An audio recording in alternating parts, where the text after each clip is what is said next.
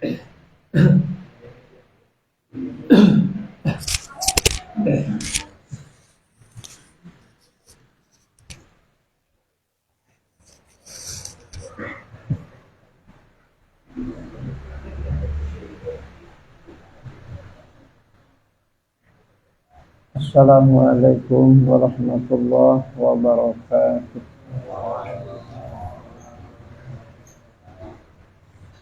Alhamdulillahi rabbil alamin. Wassalatu wassalamu ala asyrafil anbiya'i wal mursalin Sayyidina wa maulana Muhammadin wa ala alihi wa sahbihi ajma'in. Qalu subhanaka la ilma lana illa ma 'allamtana innaka antal alimul hakim. Rabbi shrah li sadri wa yassir li amri wahlul 'uqdatam min lisani yafqahu qawli. Amma ba'd. Bapak, ibu-ibu, jamaah sekalian, rahimahumullah. Kembali kita lanjutkan kajian ilmu tasawuf kita. Bismillahirrahmanirrahim. Adapun manfaatnya, maka atas barang yang kami sebut akan dia, daripada sangat hajat hamba itu kepadanya, dan ditaruh segala pekerjaan ibadah sekaliannya atasnya.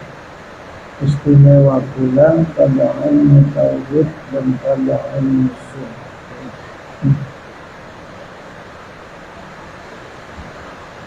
Materi kajian kita ini masih seputar aqobatul ilmi, aqobah ilmu. Ilmu merupakan ukuran barometer standar daripada amal ibadah kita. Sah dan batalnya ibadah itu diketahui oleh ilmu. Makanya ilmu itu adalah menempati timbangan sah atau tidak ibadah kita.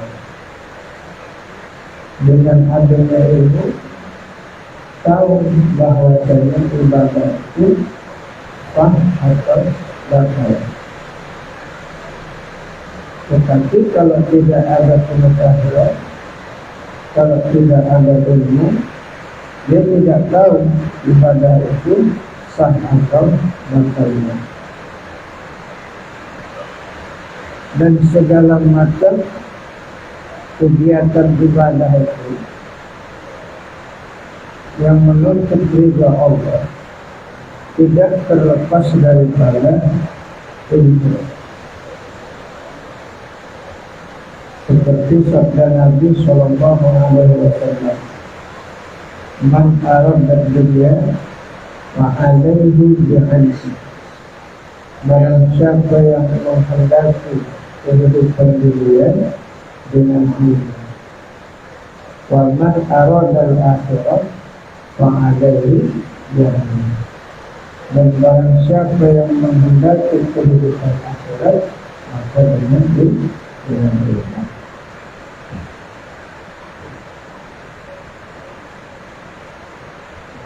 Ilmu itu menempati peredaran.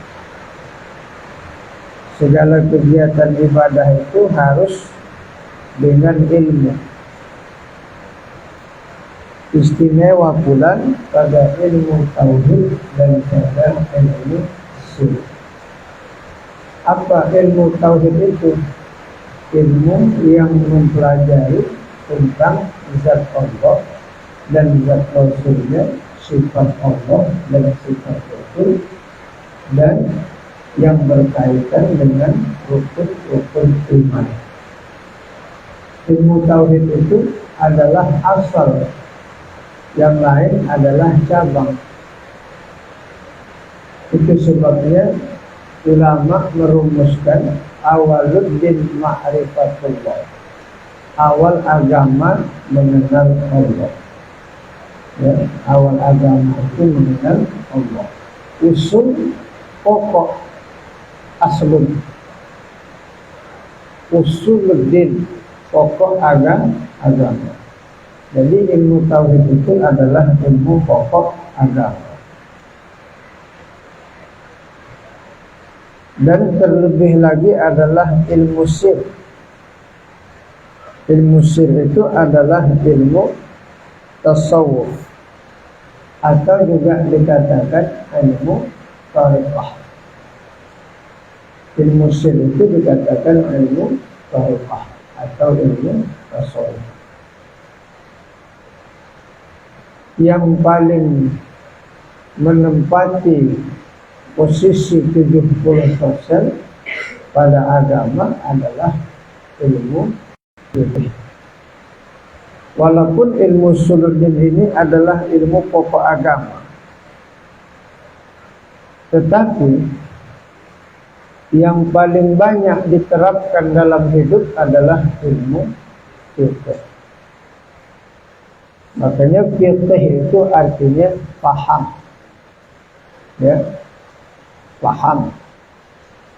Wazannya faqihah, alimah. Fikih itu lebih luas daripada alimah. Karena kalau alimah itu mengetahui, kalau fikih itu memahamkan dia, paham. Fikih menempati 70%. Barang siapa yang menguasai fikih, berarti dia telah menguasai 2/3 agama. Siapa yang menguasai ilmu fikih menguasai 2/3 agama. Sisanya adalah tauhid dengan ilmu tasawuf. Qala Imam Malik, telah berkata Imam Malik, man tasawwafa wa la tafaqqaha usuqah. Barang siapa yang belajar tasawuf tidak belajar ilmu fikih, man tasawwafa wa la tafaqqaha tazandak. Siapa yang belajar ilmu tasawuf tidak belajar fikih, zindik. Man tafaqqaha wa la tasawwafa usuqah. Barang siapa yang belajar ilmu fikih tidak belajar ilmu tasawuf, fasik orangnya. Belajar tasawuf tidak mengerti taharah.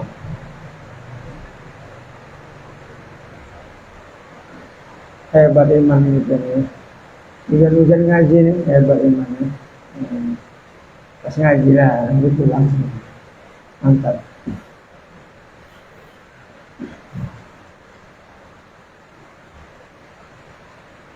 Belajar ilmu tasawuf tidak belajar fikih, jindik, hampir mendekati kekafiran. Karena setiap kegiatan kita paling banyak di edaran fikih. Mau cebok atau fikih, mau ijarah, sewa menyewa, fikih. Mau rihnu, gadai menggadai, fikih. Mau musyarakah, fikih. Mau mudharabah, fikih. Mau muamalah, fikih. Kitabul bain. Munakahah, fikih. Mau jinayah, fikih. Mau faraid, fikih. Mau pinjam meminjam, fikih. mau utang mengutangi fitih, barang temuan fitih. Nah, jadi 70% dalam kehidupan kita bergantung kepada ilmu kita.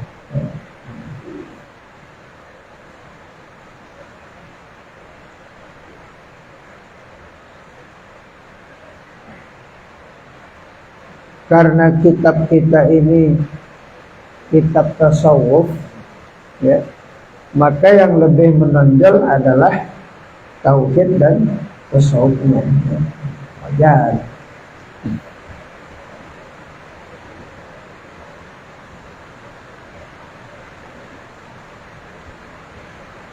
Maka saja telah meriwayatkan ulama, orang-orang alim lah, bahwasanya Allah Subhanahu wa ta'ala telah mewahyukan kepada Nabi Daud alaihi salam.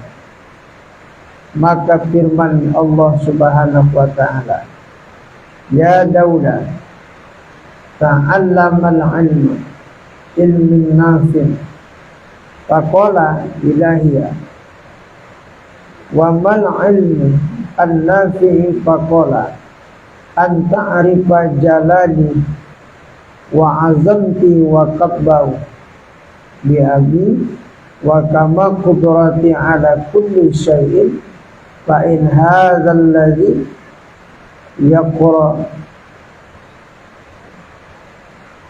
yuqra bika ilayya. Hai Daud, belajarlah olehmu akan ilmu yang memberi manfaat.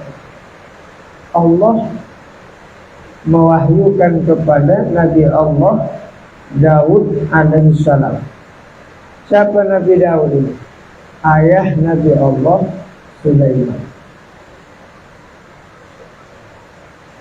Nabi Daud alaihi salam. Mukjizat yang terkenal pada Nabi Daud adalah suaranya yang merdu. Kalau Nabi Daud alaihissalam itu membaca Zabur, burung-burung yang terbang itu terlena, lupa dia menggerbaskan sayap, jatuh mati. Pohon-pohon teduh. Begitulah mukjizat. Orang-orang lupa dengan dirinya ketika mendengarkan suaranya.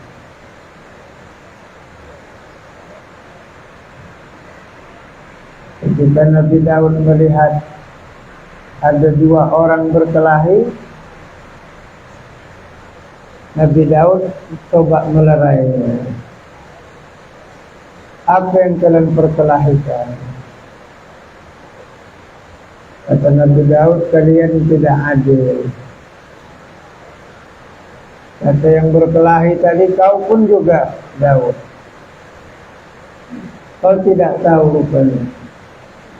Suara merdu yang kau lantunkan itu terlena makhluk-makhluk Allah mendengarnya, sehingga lupa mereka untuk terbang, mati dia. Bertaubat Nabi Daud, 40 tahun sujud tak bangkit-bangkit sampai tumbuh rumput di depan sujudnya. Itu Nabi Daud alaihissalam. Ni'ma abdannahu awwab. Sebaik-baik hambaku adalah yang banyak bertaubat. 40 tahun sujud, tumbuh rumput karena genangan air matanya dengan kesalahan yang satu. Kata Allah, wahai Daud, belajar olehmu akan ilmu yang memberi manfaat. Maka sembah Nabi Daud alaihissalam, wahai Tuhanku, apalah ilmu yang memberi manfaat? Apalah ilmu yang memberi manfaat itu? Kata Allah, ilmu yang memberi manfaat itu, maka firman-Nya bahwa engkau mengenal akan jalalku. Ilmu yang memberi manfaat itu bahwa kau mengenal, ya, anta arifah jalali, bahwa engkau mengenal jalalku, yaitu mengenal kebesaran Allah Subhanahu wa ta'ala. Pelajari olehmu wahai Daud ilmu, ya, yang mengenal kebesaranku dan kibriaku, kibir dan besarku, bukan angkuh, ya. Kebesaran, kegagahan, kehebatan dan kamal sempurna kudratku atas tiap-tiap sesuatu. Maka bahwasanya inilah yang mendampingkan dikau kepadaku. Ilmu tauhid itulah yang bisa kau berdampingan kepadaku. Jadi belajar ilmu tauhid itu agar kita bisa dekat kepada Allah, karena kita mengetahui jalal Allah Subhanahu wa ta'ala itu, jalal Allah. Kalau dia mengajar fikih tidak mengerti dia tauhid, boleh jadi nanti berbangga-bangga dia, bersombong-sombong dengan pengetahuannya. Boleh jadi bermegah-megah dengan pengetahuan dia. Bisa timbul angkuh, sombong. Kenapa dia bisa angkuh dan sombong? Karena dia tidak mengenal Tuhan yang Azza wa Jalla. Dia tidak mengenal Allah Subhanahu wa ta'ala.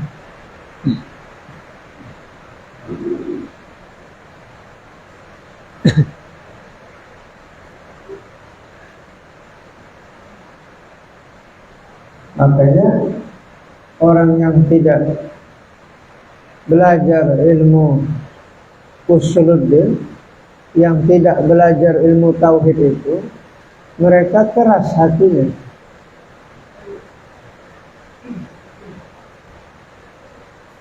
Dan tidak pandai mereka mensyukuri nikmat. Bisa mereka itu tidak bertawakal, dan bisa mereka itu tidak sabar, dan bisa mereka itu tidak ridho. Kenapa? Karena apa yang diridhokan, apa yang disyukurkan, apa yang disabarkan dalam hidup ini, itu mesti ma'rifah dia kepada Tuhan. Dia mesti mengenal Allah Subhanahu wa ta'ala.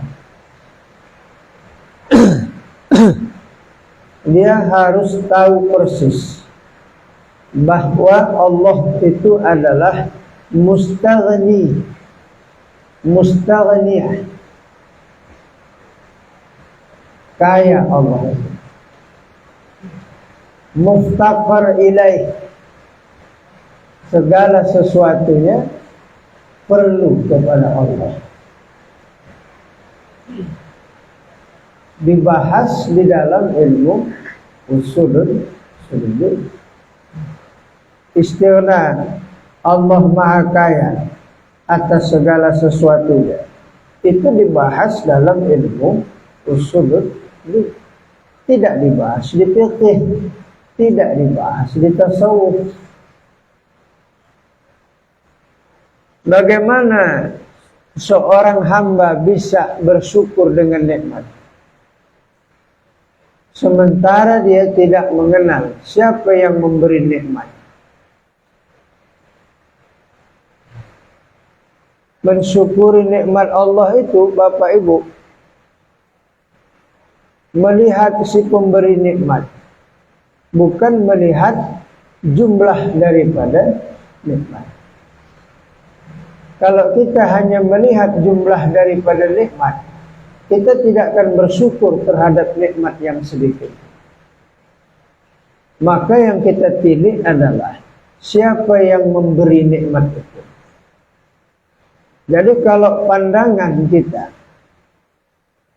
musyahadah, menyaksikan batin kita dengan fi'il Tuhan yang memberikan segala macam bentuk nikmat, maka hatinya menjadi senantiasa amdan syakura, hamba yang selalu bersyukur. Kadang-kadang tidak nikmat zahir.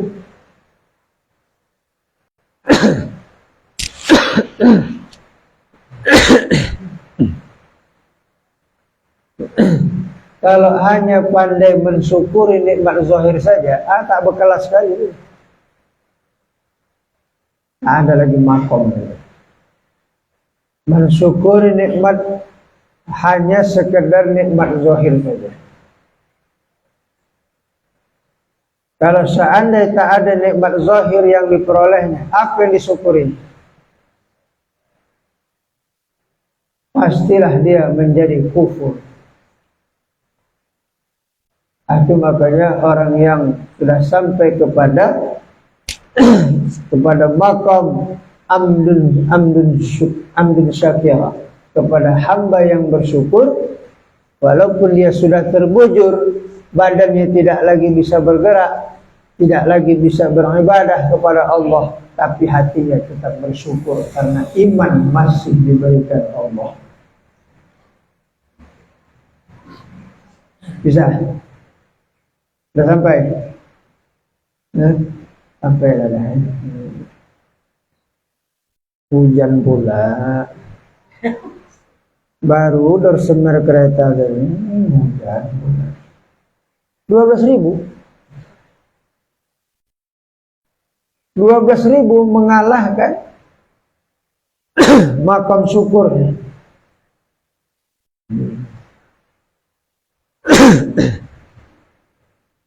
Nah, latihan kita ya.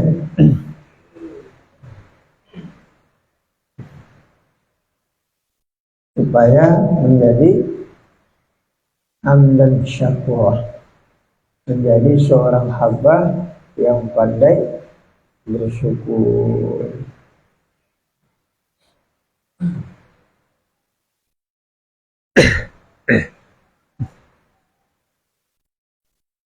Waktu bapak ibu pulang ke rumah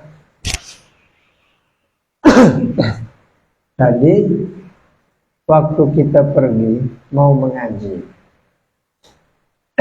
ikan masih 4 potong.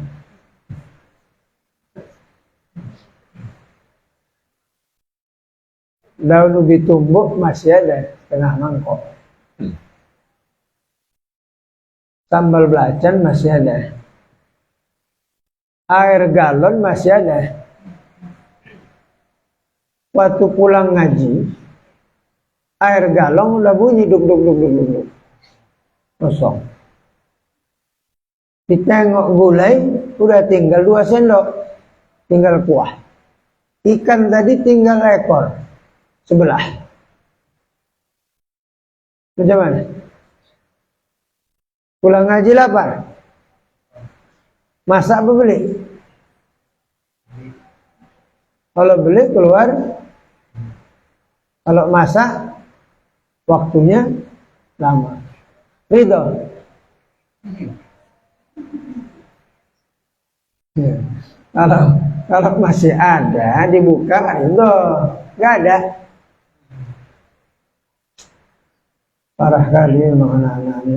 Padahal mikir orang belakang.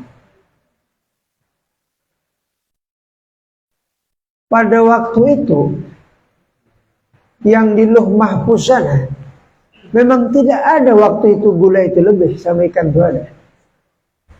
Bisa dipakai itu dia malah. Kita tidak jawab. Berat dulu. Awalnya berat udah lah. Berarti belum sampai. Nah, udah. Kita apa namanya? ngaku aja dah, gitu aja. Supaya mantap dia. Ketimbang tak mampu, awak mampu-mampu kan?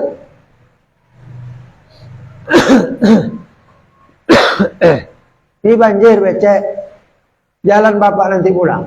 Ada orang tancapnya kereta, dilanggarin lubang, airnya mercik ke bapak.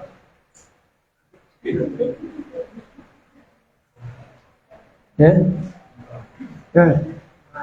nah, paling kecil itu, gini kan kak, paling sedikit, paling banyak, cuma tak ada otak. Allahu Akbar. Macam mana kita sampai pada martabat sahabat? Wahayatana hayatal ulama, wa mautana bi mauti syuhada, adkhilal jannata ma'al anbiya. Bila sampai?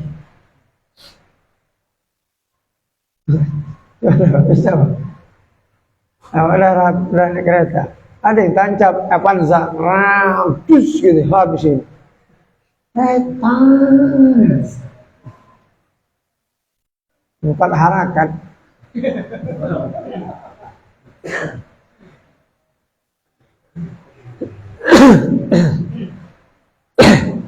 Kalau pakaian, alhamdulillah macam aulia. Sorban muhaddis lah pula.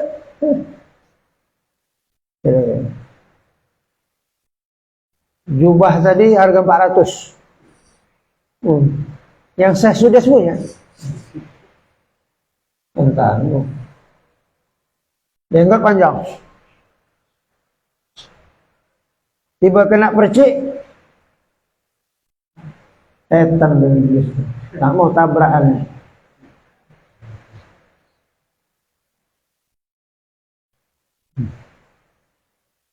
Abghadul ilallah ibadah.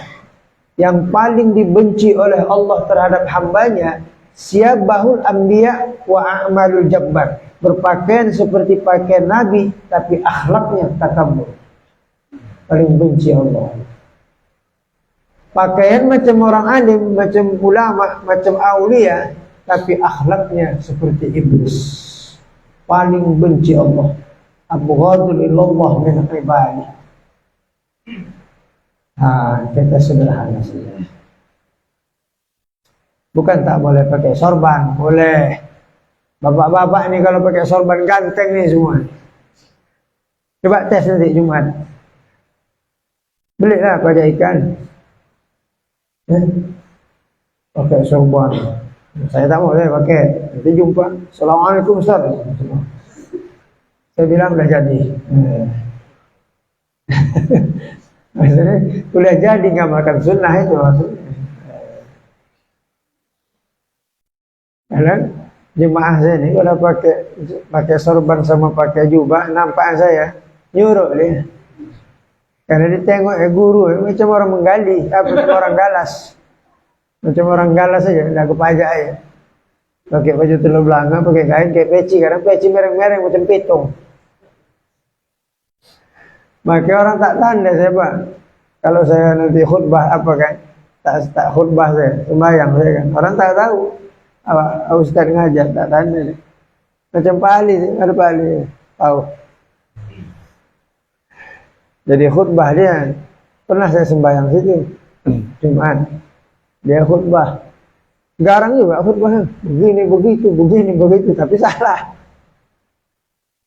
Jadi habis khutbah saya panggil dia, Pak, ini Pak, mana buku khutbah Bapak ini? Ini salah Pak ya. Jangan tahu orang Ustaz, nanti malu awak. Itulah ngaji dia tu datang, dia tak ngaji lagi saya tengok. Dan itu datang saya lagi, dia juga khutbah.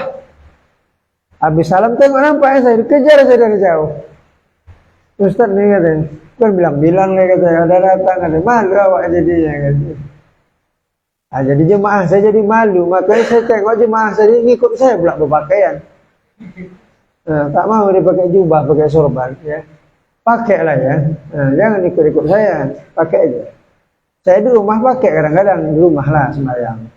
Pakai jubah tuh kan. Ngeri juga saya tengok. Tak biasa pula, tak biasa. Pernah saya pakai sorban tuh. Ada apa saya itu kan, jubah putih dikasih murid saya, pakai sorban. Saya kaca kan, macam Sunan Giri saya tengok. Tak jadi saya pakai terus. Tak khusus saya mikirkan sorban aja. Kata setan, paten kau aulia nih. Gara-gara mikir itu, awak tak khusus, cabut lah saya bilang, biasa aja lah saya bilang. Yang biasa pakai ya, mau pakai. Jangan lari dari sunnah, itu sunnah itu ya, pakai ya. Malas kami pakai, Ustaz tak nak pakai sunnah. Apalagi Jumat tuh sunnah tuh, pakai sorban. Apa yang pandai-pandai pakai sorban ya, manis ya.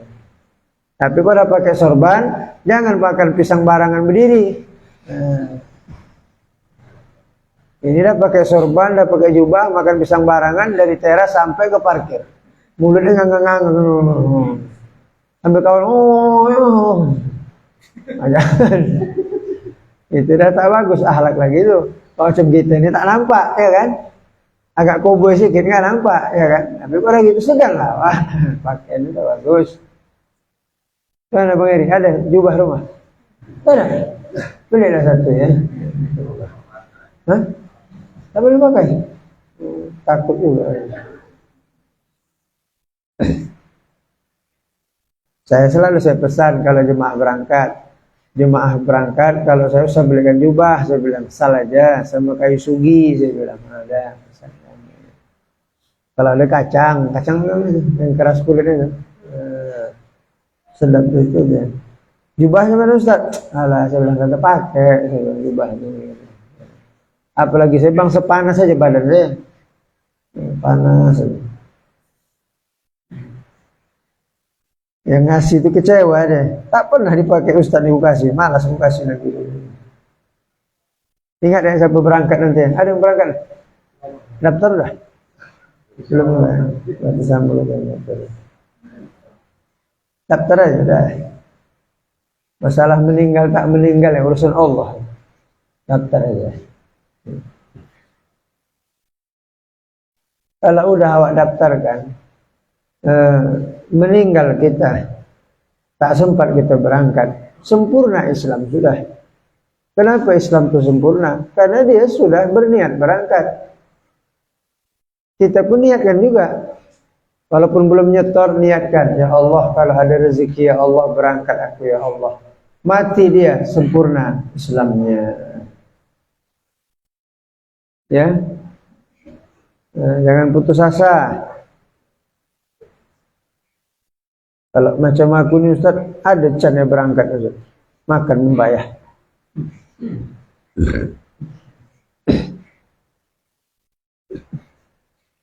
Di zaman Abdillah, Pak Abdillah, yang miskin berangkat semua. Semua Bilal berangkat. Ya kan? Ya? Zaman Pak Abdillah, semua Bilal berangkat. Semua ustadz diangkat Abdillah itu semua. Ustadz yang miskin itu mangkat semua. Jangan kita putus asa, tak boleh. Kalau nengok-nengok apa lah ustadz berat nampaknya, berat. Apa ini berat?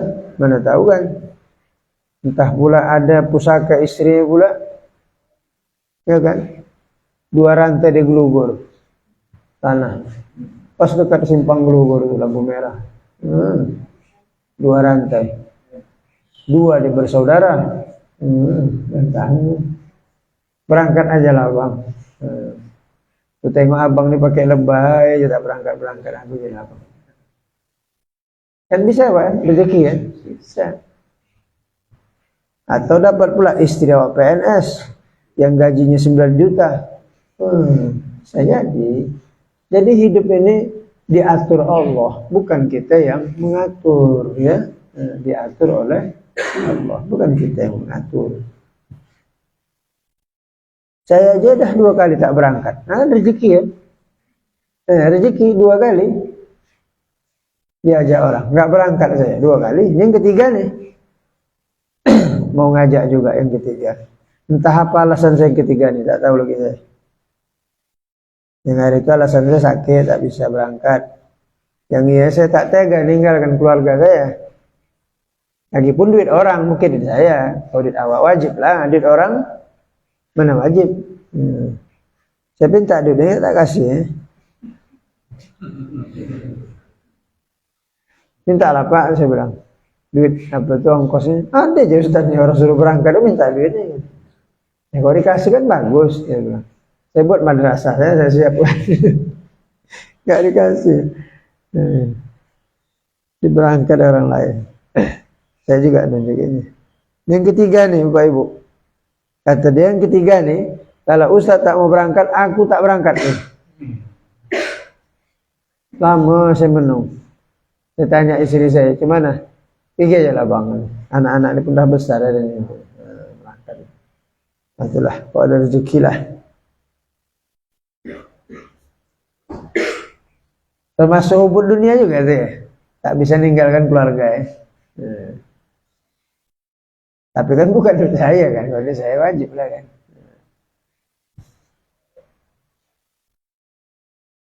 Makanya harus murni betul ibadah, bersih. Dana-dana itu pun bersih juga ya, harus betul-betul bersih. Dan daripada Sayyidina Ali radhiyallahu anhu bahwasanya berkata ia, tiada menyukakan daku jikalau aku mati kecil dan aku masuk ke dalam surga. Dan jikalau aku besar, maka aku mengenal akan Tuhanku, yakni yang menyukakan daku, bahwa dibesarkan daku mengenal Tuhan.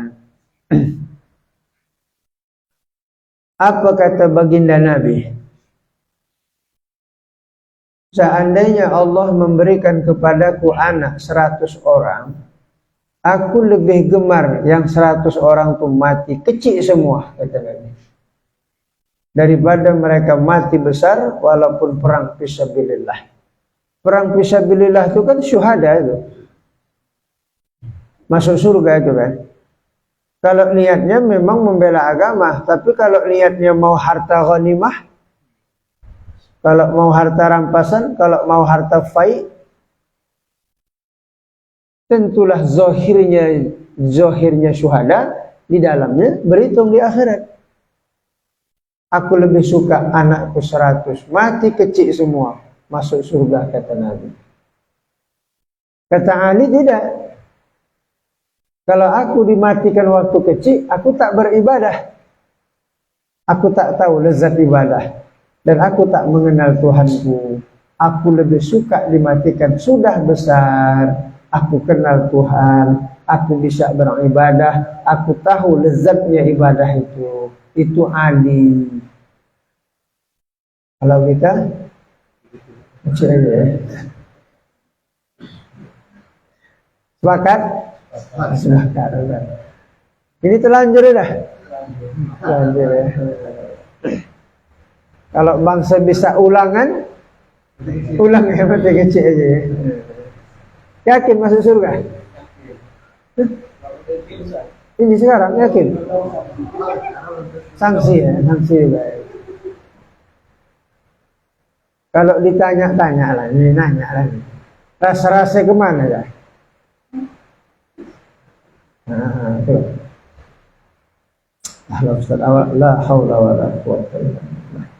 Tak sanggup aku Ustaz masuk ke neraka ini. Tetapi tak pantas aku masuk surga. Cakap Rabi'atul Adawiyah. Rabi'ah. Hasan Al-Bisri itu waktu hidup Rabi'ah itu selalu dia datang ke Rabi'ah ini. Rabi'ah itu orang alim juga ya, tapi pakai hijab. Selalu orang itu bincang agama, tapi pakai hijab. Rabi'atul Adawiyah. Ya Rabi'ah, kata Hasan Al-Bisri, Lahir 20 Hijriah, wafat 110. Hasan al-Bisri ya, umurnya 80 tahun. Anak angkat Sayyidina Ali karamallahu wajhah. Wahai Hasan al-Bisri, kenapa kau mau menikahi aku? Kau alim ya Rabi'ah. Ada 3 pertanyaanku. Kalau sanggup kau jawab, aku siap menjadi istri kau. Istri aulia lah pula. Hasan al-Bisri. Apa pertanyaan kau Rabi'ah? Pertama, tahukah kau wahai Hasan al-Bisri, ketika aku nanti sakaratul maut, mati membawa iman apa enggak?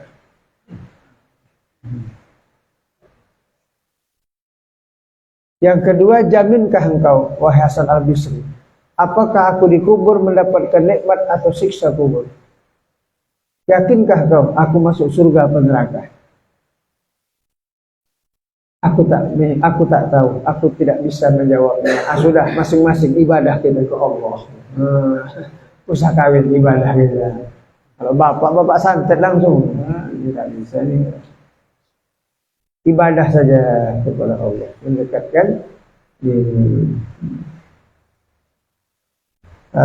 Kalau kita cinta ditolak, dukun bertindak.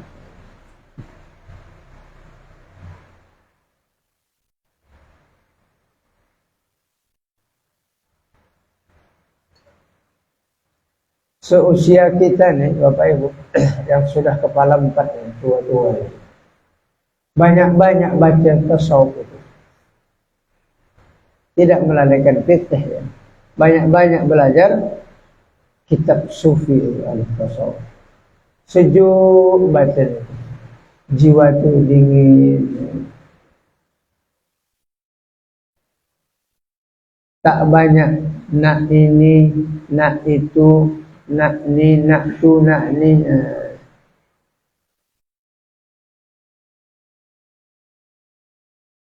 Kalaupun beli jam tangan yang qanaah.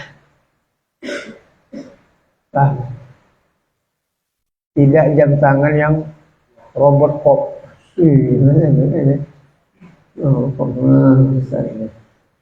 Agak mudah sedikit ya kan. Akhirnya nyejukkan hati kita ya. Tasawuf. Kata Syekh Abdul Wahab Sya'rani ya, dia katakan belajar olehmu fikih sekedar fardu ain, usuluddin sekedar fardu ain, selebihnya tenggelamkan dirimu belajar ilmu sir, itulah ilmu tasawuf. Iya Ulumuddin bin Hajjul Abidin ini kaji kita, termasuk juga risalah Qusyairiyah ya, Ahmad Qusyairi, menantu Abu Ali Ad-Daqqaq. Menantu Abu Ali Ad-Daqqaq. Namanya Ahmad Qusyairi. Itu risalah Qusyairiyah itu Pak, tasawufnya tinggi itu memang. Jadi kitab hikam pun merujuk ke sana itu. Risalah Qusyairiyah. Di situ ceritanya masalah makom semua itu ya. Cocoknya ada yang alim mengajarkan itu. Mantap kalau itu. Gak mau gini duduk ya.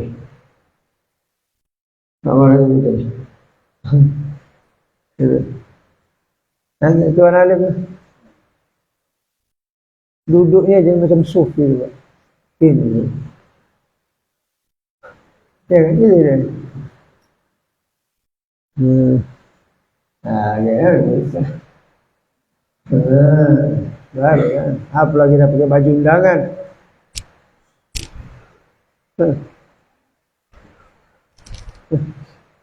Pegang HP. Halo.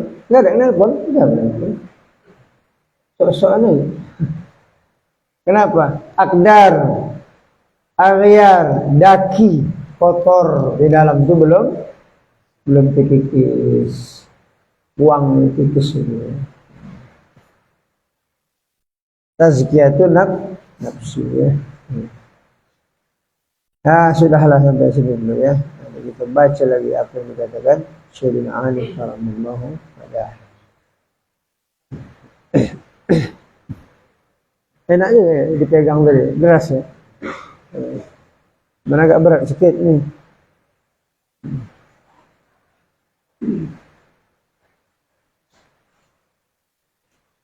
Udah ada 20 tahun tiang. Ada 20 tahun. Ya kan? Mulai saya ngaji nih tiang ya. Ini gagang martil ya kan? Saya ngajar sini 18 tahun kan? 19 tahun kan? 19. Mirip nih tiang. Ini saya tengok mirip. Bersaksi nanti di akhirat deh. Ya kan? Ya. Setiap benda dibawa ibadah bersaksi dia di akhirat. Siapa yang mengimpakkan ini? Siapa yang mewakafnya? Pahalanya mengalir. Dan ganti ya. Aku ganti loh Ustaz biar pengalir pahalanya. Nah, ini tersimpan pula. Karena Tunggul Kurma tempat Rasul khutbah, demon. Rasul khutbah di Tunggul Kurma. Satu saat direhab. Tunggul kurma nggak dipakai lagi, berair tunggul kurma. Ditanya Nabi, Tunggul, kenapa kau menangis? Cuman aku tak menangis ya Rasul, kau tidak akan pernah duduk dan berpijak di atas punggungku lagi, karena mimbarnya diganti. Sudah, kau besertaku nanti dalam surga. Berkah. Mimbar-mimbar itulah ya.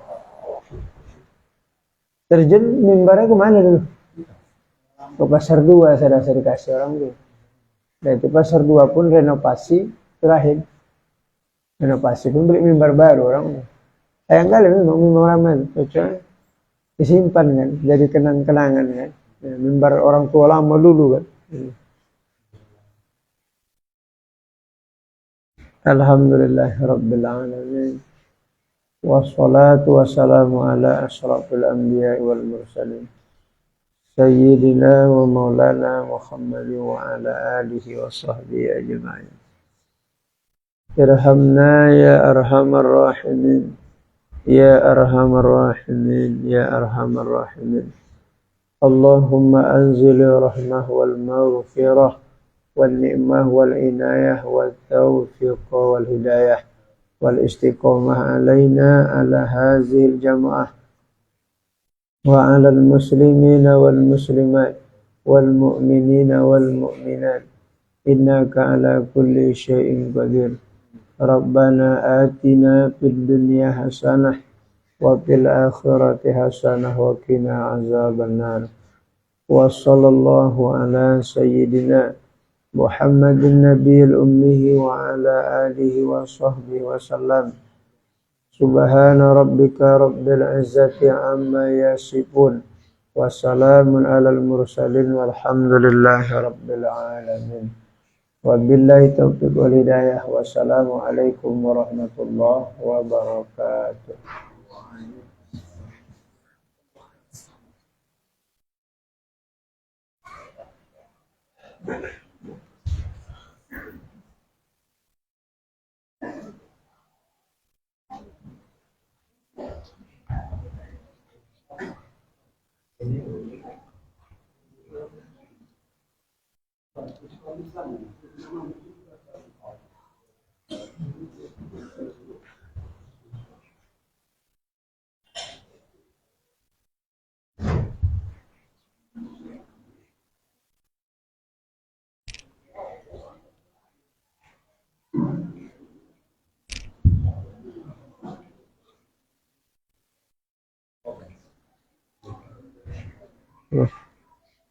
Okay.